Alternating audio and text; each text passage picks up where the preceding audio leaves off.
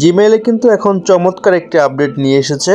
যদি আপনি ফিঙ্গারপ্রিন্ট আপনার পাসওয়ার্ড ভুলে যান তাতে কোনো সমস্যা নাই। এখন থেকে আপনার ফিঙ্গারপ্রিন্টের মাধ্যমে জিমেইলে অ্যাড করতে পারবেন।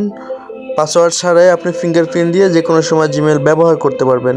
এটা কিভাবে করতে হয় দেখাই দিচ্ছি, চলেন।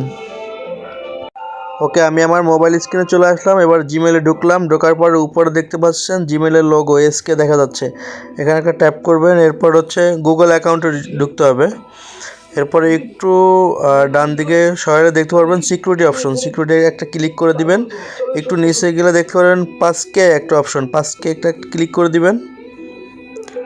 ওকে, এরপর হচ্ছে কন্টিনিউ অপশনটা ক্লিক করে দিবেন।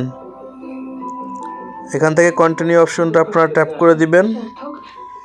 বাস, এবার ফিঙ্গারপ্রিন্ট দিবেন, আপনার নিজের ফিঙ্গারপ্রিন্ট। ওকে, ইউজ পাসকে এটা একটা ট্যাপ করে দিবেন। বাস, হয়ে গেছে আমাদের ফিঙ্গারপ্রিন্ট অ্যাড। তো এভাবেই কিন্তু আপনার ফিঙ্গারপ্রিন্ট ব্যবহার করতে পারেন। এখন থেকে আর পাসওয়ার্ড প্রয়োজন হবে না।